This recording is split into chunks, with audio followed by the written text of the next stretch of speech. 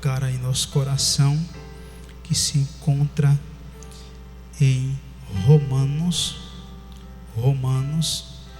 capítulo de número 4, versículo 19 até o versículo 21. Romanos, capítulo 4, versículo 19 até o versículo de número 21. Escrito está: e não enfraqueceu na fé, nem atentou para o seu próprio corpo já amortecido, pois era de quase 100 anos, nem tampouco para o amortecimento do ventre de Sara. Versículo 20: e não duvidou da promessa de Deus por incredulidade, mas foi fortificado na fé, dando glória a Deus.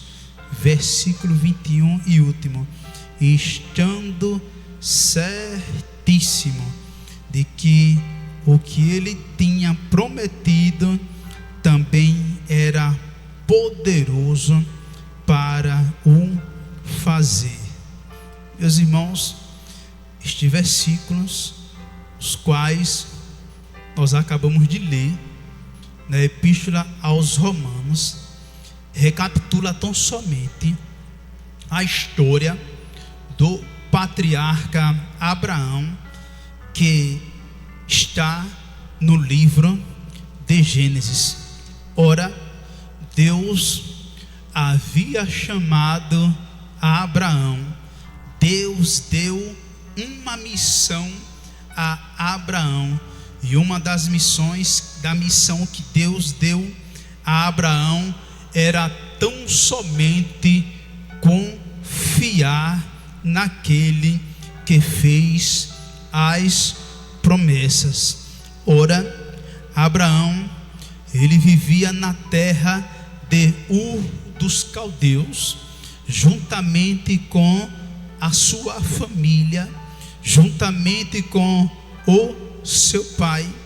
Há alguns historiadores que chegam a dizer que o pai de Abraão, ele era um grande empresário, e que naquela época, como tinha vários deuses pagãos, o pai de Abraão fabricava várias estátuas, tinha uma fábrica.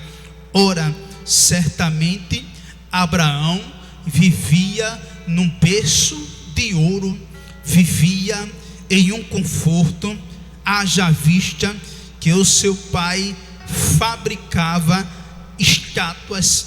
Ora, foi nesse contexto histórico do início da vida de Abraão que Deus se apresenta a este patriarca.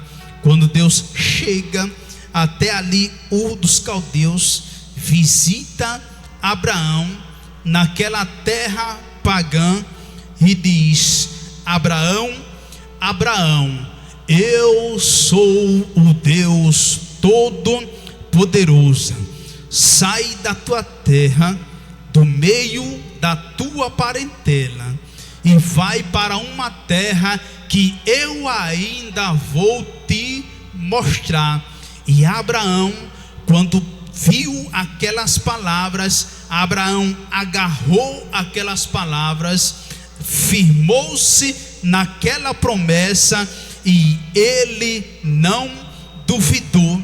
Abraão, ele pega a sua família e sai errante de terra afora, juntamente com sua família, e alguns marcos ficou ali na vida de Abraão. Ora, uma certa feita, Deus, ele chama Abraão, porque o tempo vai passando, a idade de Abraão vai também se avançando, juntamente com a idade da sua esposa Sara. Em um determinado momento, Abraão, ele diz: Senhor, eu já estou com a minha idade avançada. Será que é o meu servo que herdará as promessas as quais tu fizeste a mim, e que iria aumentar a minha descendência? E então Abraão, ele se encontrava dentro da tenda, ele se encontrava dentro de casa. E isso aqui é um dos versículos, uma das histórias mais bonitas que eu acho na Bíblia Sagrada. É que Deus visita Abraão lá na tenda, e a Bíblia diz que Deus visita Abraão na tenda e conduz Abraão para o lado de fora. É como que se Deus pegasse na mão de Abraão e dissesse: vem cá comigo aqui para o lado de fora. E Abraão sai para o lado de fora, e Abraão consegue olhar para os céus, porque Deus diz: olha para os céus, conta as estrelas, se é que tu pode contar. Ora, naquele momento era durante o dia. É interessante que era durante a tarde. E então, quando Deus tira Abraão de dentro da tenda e conduz Abraão para a parte externa, para o ar livre, ainda era dia. E Deus diz: olha para o céu, conta as estrelas. Claro que durante o dia nós não conseguimos enxergar as estrelas por causa da claridade solar, mas Abraão, ele tinha fé. A visão de Abraão, mesmo durante o dia, ultrapassou a camada atmosférica e foi até os céus estrelares, e ele começou a contar: 1, 2, 3, Senhor, me perdi, conta de novo, 3, 4, 5, me perdi de novo, 1, 2, 3, 10, e me perdi, vou contar de novo, Senhor, eu estou todo atrapalhado. Abraão, bem assim é a minha promessa para contigo, assim será a tua descendência. A tua descendência será como as estrelas dos céus, será numerosas, assim será a tua descendência. Deus, ele fez promessa a Abraão, e a partir desse princípio, Abraão vai estreitando mais a sua intimidade com Deus. Talvez você tenha passado experiências marcantes, talvez as tuas lágrimas tenham descido pelo canto dos teus olhos, aquela lágrima quente que tem molhado o travesseiro. É Deus te forjando, é Ele dizendo: filho, é que eu quero que você tenha experiência comigo. Abraão, ele passou a ter experiência com Deus através das adversidades da vida. Deus, ele faz promessa a Abraão. Logo então, eu quero trazer um tema a esta mensagem: o Deus que promete é o Deus que cumpre. Porque prometer, qualquer um promete. O pai promete, o filho promete, o político promete, os professores prometem. Prometer, qualquer um promete. Agora cumprir, aí que é ela. Por isso que o tema da mensagem de hoje é o Deus que promete e cumpre. E quando Deus cumpre, Ele cumpre na íntegra. Ah, pregador Luciano Rafael, é porque minha bênção está demorando. Parece que Deus está atrasado, porque não chegou logo. Não se preocupa não, fica quietinho. Deus, Ele não se adianta e Ele nem se atrasa. Ele só chega na hora certa. Mas eu já estou velhinho, já está passando a idade, ninguém está me vendo. Não se preocupa, porque quando Deus, ele promete, ele cumpre e ele paga, e quando ele paga com juros e correções monetárias, porque ele é Deus. Nesta caminhada você não vai parar, porque você não está sozinho. Aquele que prometeu a você, ele está aí ao seu lado, e ele é fiel para fazer cumprir todas as promessas. Ora, baseado nesse tema, posso dizer que existe dois tipos de promessa: a promessa condicional e a promessa condicional. A incondicional, ela não depende de condição. A condicional, ela já depende de uma condição. Por exemplo, capítulo 7 de 2 Crônicas, está lá o rei Salomão, constrói o templo, que era um projeto do seu pai Davi, o segundo monarca de Israel. E quando ele pega aquela planta que ele constrói aquele templo, está tudo bonitinho. Salomão, ele chama os sacerdotes. Salomão, ele prepara a banda para tocar, e está aquele culto abençoado. Só que Abraão diz: sacerdote, antes de começar, deixa eu fazer uma oração.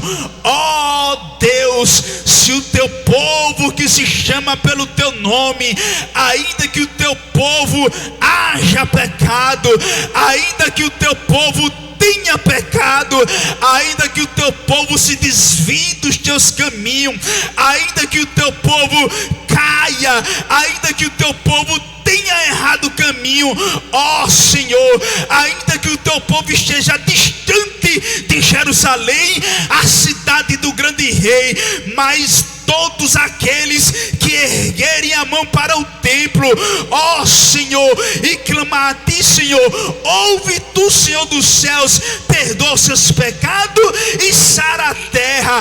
Aí Deus responde a Salomão e diz: olha, Salomão, eu ouvi a tua oração, porque eu santifiquei e escolhi esta casa para que o meu nome esteja nela perpetuamente. Se o meu povo que se chama pelo meu nome, ainda que ele peque, ainda que ele se desvie, ainda que ele saia da cidade do grande rei, a grande Jerusalém, mas se todavia, promessa condicional, se o meu povo que se chama pelo meu nome se orar, se humilhar, me buscar, então, o que é isso? Promessa condicional, depende de uma condição, ou seja, Deus só iria perdoar se o povo voltasse, se o povo se humilhasse, se o povo orasse. Então eu ouvirei dos altos céus e perdoarei os seus pecados e sararei a terra ferida. Assim está escrito e assim cumprir-se-á, diz o Senhor, e ponto final. O que é isso? Promessa condicional, depende de uma condição. Deus disse que iria abençoar se o povo voltasse a Ele. Agora, se o povo não voltasse, o que era que Deus iria fazer? Retardar, retirar o quê? As suas bênçãos. Por quê? Por causa dos pecados. Isso é o quê? Uma promessa condicional. Só que eu havia dito que existe dois tipos de promessa: a condicional e a incondicional. A promessa condicional depende de condições, já a incondicional, ela não depende de circunstância, ela não depende de condição, ela é incondicional. Por exemplo, Salmo 89, Deus diz: achei quem? Davi, um homem segundo o meu coração, e com o meu santo óleo eu ungi. Achei a Davi, o meu servo, um homem segundo o meu coração. O que é isso? Promessa incondicional, não depende de condição. Aí Deus diz: eu chamei a lua para ser a minha fiel testemunha. Vem cá, lua, anota aí. Eu procurei alguém maior do que eu para eu fazer a promessa e eu não achei.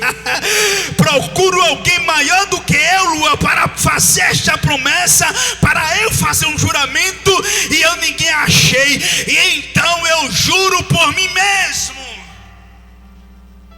Eu posso jurar pelo meu pai, porque ele está acima de mim. Posso jurar pela minha mãe, porque ela está acima de mim. E Deus vai jurar por quem, se não tem ninguém acima de Deus?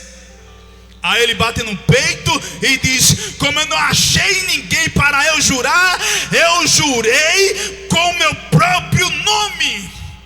Achei a Davi, o homem segundo o meu coração. Mas ele peca, mas quando ele peca, ele não joga o pecado debaixo do tapete. Quando ele peca, ele vem para a minha presença, meio arrebentado, mesmo sangrando, mesmo cabisbaixo, mesmo ali encabrulhado, mesmo envergonhado, mesmo humilhado. Ele vem à minha presença e busca a minha misericórdia. É por isso que ele é segundo o meu coração. Jurei a Davi que o trono dele será para sempre. Jurei a Davi que eu não retardarei a minha bênção sobre a sua descendência. Jurei a Davi por mim mesmo que o trono não sairá do seu reinado. Alguém diz: Senhor, mas se Davi pecar? Aí sabe o que é que Deus diz? Não tem problema. E se os filhos dele pecar? Também não tem problema, porque essa promessa, ela é incondicional. Não é condicional, ela é incondicional. Nem que eu visite os filhos de Davi com vara de ferro, mas eu vou trazer todos para debaixo das minhas asas. Agora o que eu tenho prometido a Davi, cumprir-se-á na íntegra. O que é isso? Promessa incondicional. O que é a promessa incondicional? É aquela que ninguém dá valor para você, ninguém dá uma pipoca estragada e nenhum real furado, mas Deus olha para você, Ele gostou da tua cara, simpatizou com você, apontou para você e disse: você é meu, você é meu, você é meu. Você pode ser esquecido pelo homem, mas você é lembrado por mim. O que é isso? É Deus. Quando Deus promete, Ele cumpre. Por quê? Porque Ele é Deus. E os versículos os quais nós lemos aqui testifica que Abraão, ele cria em Deus e ele recebeu o título de o pai da fé. Por quê? Porque ele creu em Deus. E a fé de Abraão, eu disse aqui uma vez e vou repetir: existem vários tipos de fé. Tem a fé natural. O que é a fé natural? Eu vou lá para o centro de Rio Lago, fico lá no ponto de ônibus e eu digo: não tem nenhum transporte, mas daqui a 5, 10 a 15 minutos vai passar uma van, vai passar um táxi, vai passar um transporte para mim e eu vou para casa. E com 5, 10, 15 minutos passa, eu vou para casa. O que é isso? Uma fé natural. Abraão, ele tinha uma fé que era uma fé com experiência com Deus. Saía do campo natural e ia para o campo sobrenatural. Abraão, ele tinha fé em Deus. Não era uma fé rasa, não, era uma fé real e convicta que Deus existia e o que Deus tinha prometido a ele iria se cumprir na íntegra. Era esta fé que Abraão tinha. Deus diz a Abraão: Ô Abraão! Abraão, pois não, Senhor. Sobe ao monte. Tu vai passar pelo maior processo da tua vida. Tu vai para o monte e tu vai fazer um sacrifício a mim. Sim, Senhor, vou. Aí Deus diz, aí Abraão diz: qual é o sacrifício? Aí Deus diz: teu filho. Tocou no filho, tocou na ferida. Teu filho. Aí Abraão diz: Ismael. Aí ele diz: teu único filho, quem? Ismael, a quem tu amas. Por quê? Porque Deus, Ele quer o nosso melhor. Eu quero o teu filho, o teu único filho, a quem ama. Eu quero que você me sacrifique o seu único filho, a sua paixão, a sua maior dádiva, a sua maior oferta. Eu quero que você dê a mim, Abraão. Abraão pega Isaac, pega o cutelo, que era a faca de antigamente, pega a lenha, pega o jumento, pega os servos dele e vai em direção ao monte. E vai lá, e o cavalinho lá com aqueles gravetos, levando Isaac e 2 servos ali. Quando chega no pé do monte, aqui está o mistério. Quando chega no pé do monte, aí Abraão diz aos servos dele: ficai aqui. Aonde? No pé do monte, porque eu vou subir com o menino. Olha o segredo aí. Eu e o menino, nós iremos, adoraremos e voltaremos. Como voltaremos se Deus pediu para Abraão sacrificar a Isaac, seu filho, seu único filho, a quem ele amava? Abraão, ele usa o fator fé. Eu estou com meu filho, Deus pede para eu imolar ele, e então eu vou subir com o menino, e iremos adorar a Deus, e voltarei com o menino. Como se Deus pediu para Abraão imolar ao seu filho Isaac? Era porque Abraão, ele não duvidou das promessas de Deus. Abraão, ele tinha fé que iria subir com Isaac, iria fazer o altar do holocausto, iria separar os gravetos, a lenha, a fogueira, iria imolar Isaac, o sangue iria espargir sobre aquele altar. Abraão iria ali, Isaac iria morrer naquele altar, Abraão iria tocar fogo, o menino iria ser reduzido a cinza, e a Bíblia diz que Abraão, ele cria que em meio às cinzas Deus havia de ressuscitar, de ressuscitar o seu filho imolado e reduzido das cinzas às cinzas. Ele tinha esta fé. Por isso que o escritor aos Hebreus disse: a fé é o firme fundamento das coisas que se esperam e a convicção das que se não vê. Ora, porque de fato aqueles que se aproximam de Deus, creia que Ele existe e que Ele é galardoador daqueles que neles buscam. O que é isso? É a fé. A fé é o firme fundamento. E aqueles que se aproximam de Deus, creia que Ele existe. O que é isso? É a fé sobrenatural. Abraão, ele tinha convicção que Deus iria fazer cumprir todas as promessas.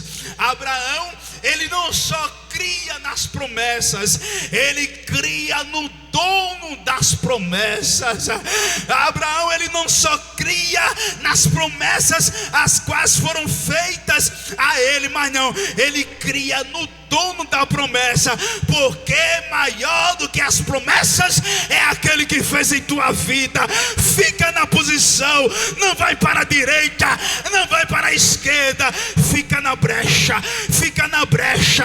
O tempo vai chegar, não se adiante, não vá para a direita, não vá para a esquerda. E o que é que eu faço? Vá marchando, vá na fé, vá na fé, vá na fé.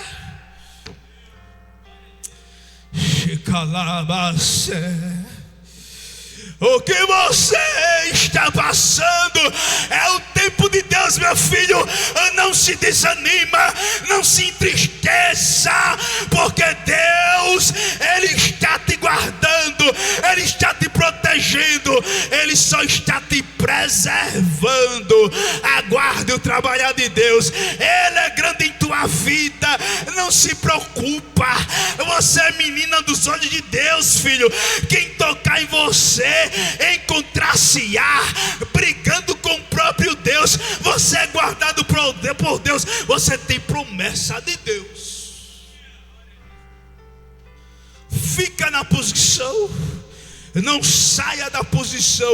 O versículo em apreço diz: e não enfraqueceu na fé, nem atentou para o seu próprio corpo já amortecido, porque Abraão já tinha 100 anos de idade e Sara tinha cerca de 90 anos de idade, ou seja, o útero já estava amortecido.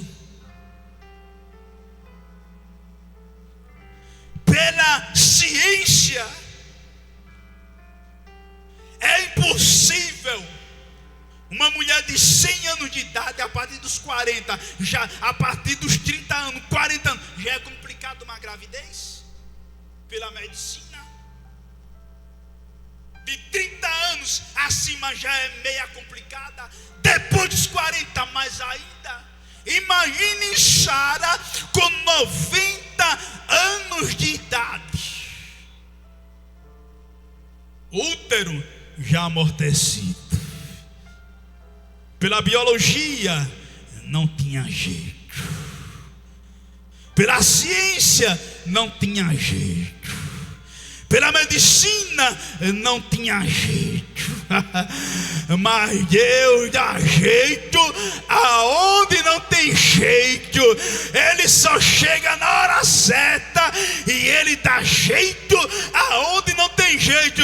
Mas pregador, é porque você não conhece a minha história e eu nem quero conhecer. Agora eu conheço aquele que conhece a tua história, a tua história, a tua história. Ele conhece.